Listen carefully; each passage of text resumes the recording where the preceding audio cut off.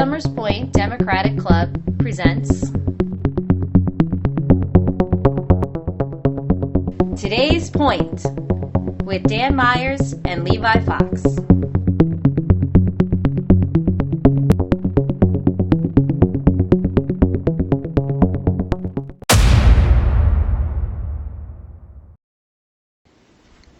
Welcome to Today's Point. I'm Dan Myers. And I'm Levi Fox. We're here in Summers Point, and we're all excited about our new show. This is our second episode. And today's guest is Will Cunningham, 2nd District Congressional candidate. He'll be in the primary, and we're really excited to have him here. So, Will, come on in. Welcome, Will. Thank you so much Good for to see you, coming. Will. Of course, good to see you. Very good to see you. It's very nice of you to come.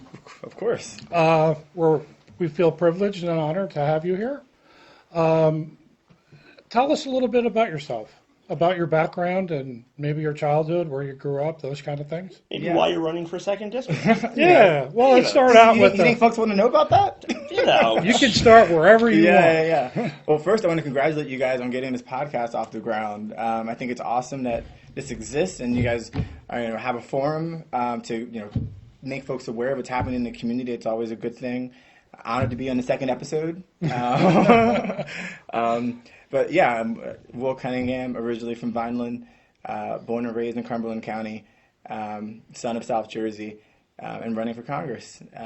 Congratulations. Yeah. I'm imagining the Son of South Jersey t-shirts. That's Oh, very yeah. marketable. Sun, like my face on the sun. I like Yeah. it. Did you ever watch Teletubbies? They kind of had a.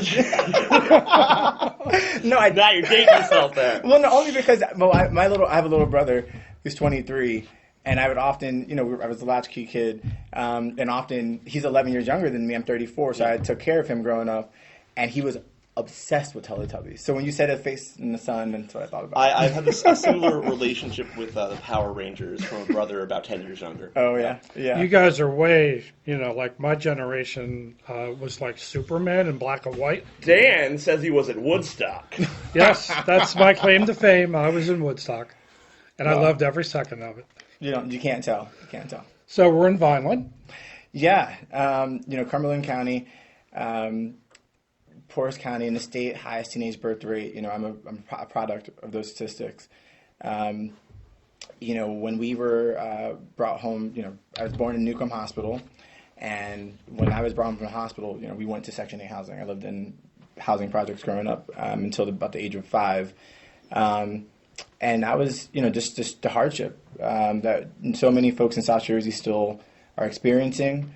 I was homeless for half of my high school career. Wow. And that's, that's an issue that's still rampant across parts of South Jersey. And a lot of people don't want to talk about Will, so I think that's one of the positives about your campaign is you're framing important issues that speak to people that often don't get spoken to.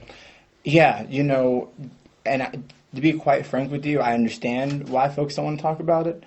As an insecure teenager, you're so concerned about people think and fitting in. And I kind of my story was yanked into the public view. My guidance counselor, Denise Scavigan, for a month on end, she was getting mail sent back to the high school, was mailed undeliverable because I had an undeliverable address. Yeah. And she called me down one day and she just asked, what's going on here? And I had to tell her she was one of the few people in that school who knew what was going on with me. And she kept my secret because I had a 4.0.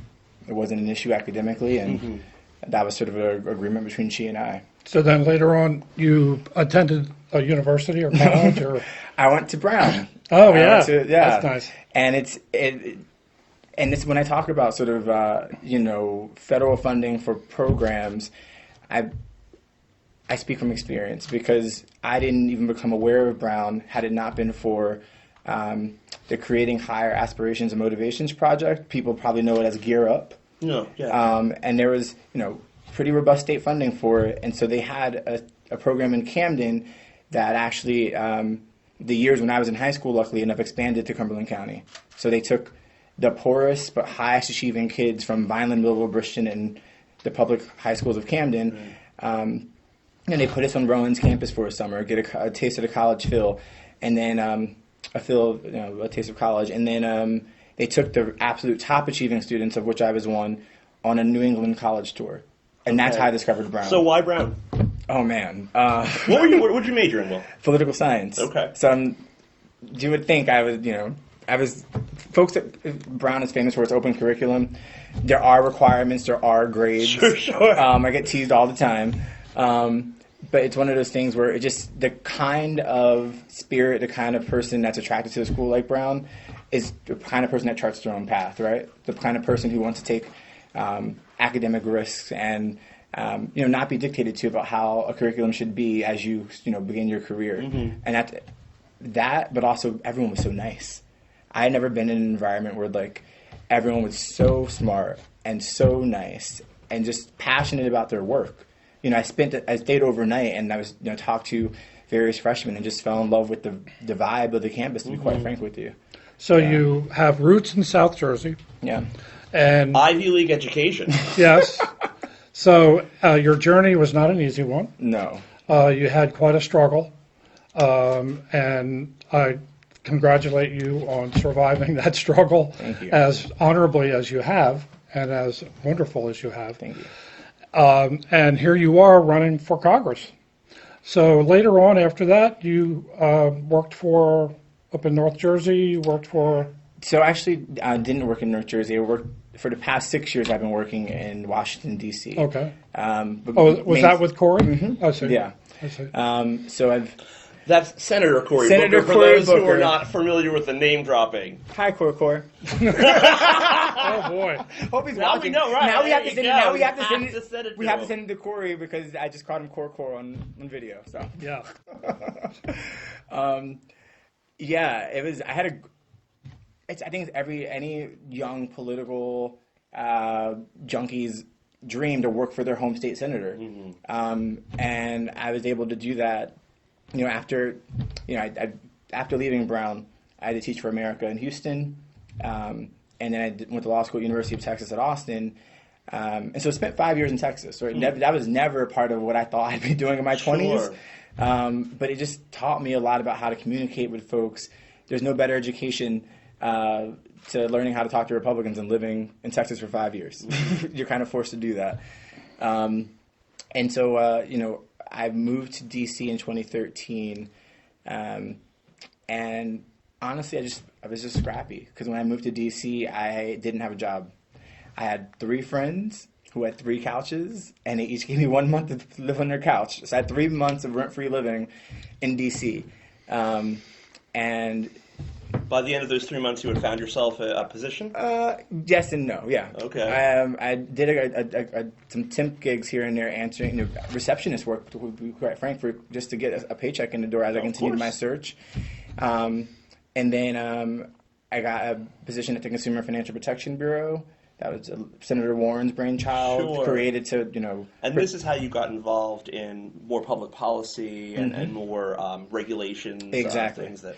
Yeah, getting insight into, government agencies, the work that they do to protect folks.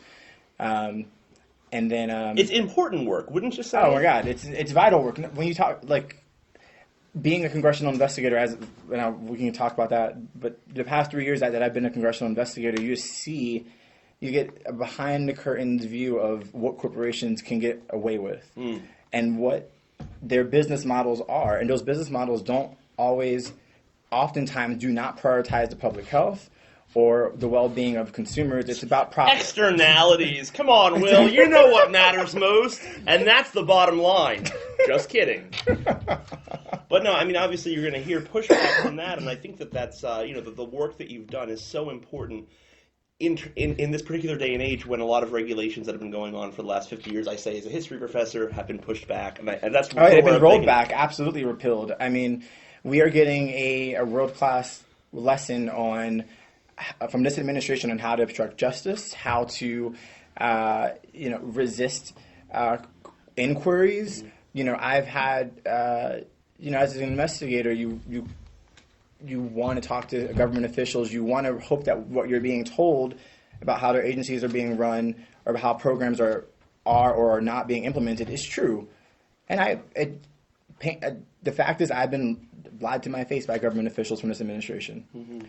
You mean alternative truth to your face. Alternative facts. They bring alternative facts to the Hill. Yes. From the White House to the Hill. But yeah, I had a great time with Senator Booker, Cory. And Dan, do you have some more questions that maybe Yeah, about healthcare and things like that? Well, I want to know more about where you want to go with the goals of why you're running, and where, if you do get elected, what would you do? Yeah, I've had two amazing role models and my bosses in D.C. Senator Booker, and being able to do education policy and healthcare policy for the senator, and foreign relations as well. The Iranian nuclear deal, that agreement was voted upon while I was doing that work for Senator Booker. And, just the insight you get. And I took that insight, particularly about education and healthcare, and I became an education and healthcare investigator. And so in 2016, I went over to the House Oversight Committee working for Elijah Cummings. Mr. Cummings became a mentor of mine, so much so that, when I ran in 2018, because I did run in 2018. What did you run for? I ran for Congress in 2018. Okay. You may have heard about the man that defeated me. His name is Jeff Van Drew. Have you guys heard about him? Yeah. Okay. Yeah. I understand that he's going to be defeated this year, and there's going to be a one-term Congress. Is that correct? That's my understanding as well, and I think I'm going to get the job done. Yeah. But yeah, it's one of those things where I'm from Vineland, and he represented me in Trenton for 15 years. Right. So maybe folks in Atlantic County didn't know, maybe folks in Salem County didn't know as well as folks who've known this man for a decade and a half did, like myself. But yeah, he was never a real Democrat, and it's unfortunate that he was forced upon voters of South Jersey, and he has betrayed all of us. I mean, I think that, the statement that he was never a real Democrat, which went around amongst many people that I think mutual friends of yours and mine, was clearly demonstrated to be true. I don't know how you can spin switching parties and say that in fact he was the right choice. So yeah, and I'm definitely not here. I'm not here to say I told you so. That's not what I'm here for. But I am here to say we can get it right this time. And I think we get it right by making sure we have the person with the most relevant experience, someone who has a proven track record in D.C., who has relationships across the aisle to get things done, but also deeply understands the struggle, intimately understands hardship here in South Jersey and what folks are experiencing.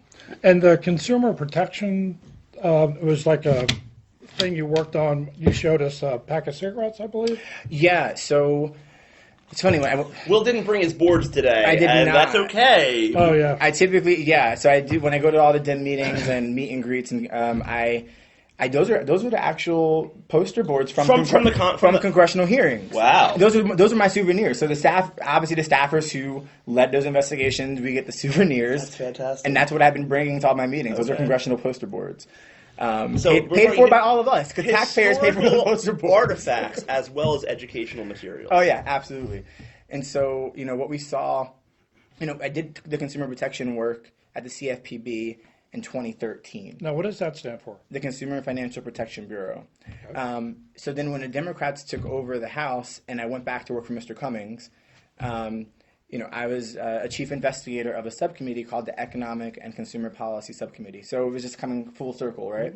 Mm-hmm. And we basically investigated corporations, and that included pharmaceutical companies, that included e-cigarette companies, that included for-profit colleges, right? And so, if consumers were being scammed or their public health was being endangered, we went after them. So you're saying you looked out for the people rather than the corporations that are legally defined as people? Yes, that's absolutely right. Living, breathing humans are the ones that you try to represent. Yeah, I was not propagating Citizens United. So can you summarize what your platform is? Yeah, of course. We were asked this question in a debate the other night about what we would love for our legacies to be if, after a decade or however long we serve. And for me, that would be a more prosperous South Jersey. It would be an economy here that brings everyone in, that that really lifts up working families, that protects them. That includes a $15 minimum wage. That includes free community college, a pathway for folks to improve their lives, because education was transformative in my life, and I understand the importance of it. And apprenticeships, we're Different kinds of education. exactly right, and making sure that it's tiered, right? As a teacher, when I did Teach for America, we always had we had lesson plans that were with different students in mind. We have to have economic plans with different citizens in mind, and I think that's the heart of it. That's awesome. But also like, workers' protections. Like my mom worked in Voorhees at a factory, AFL printing. And I saw over the course of my lifetime that she got a quarter raise one year, 50-cent raise one year. She was proud of those raises.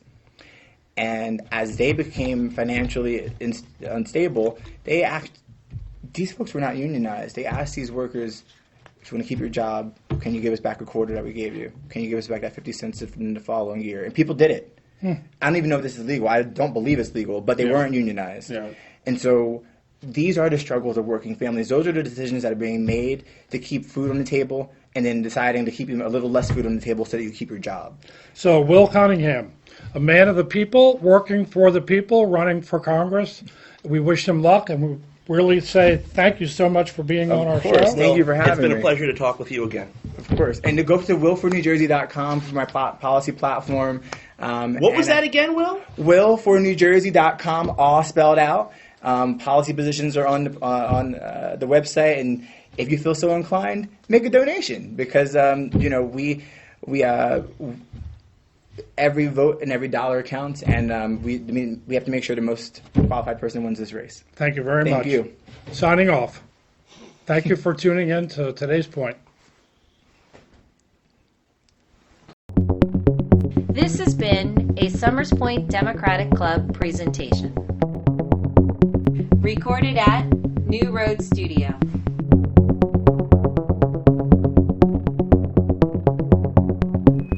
You are go for another third stage production.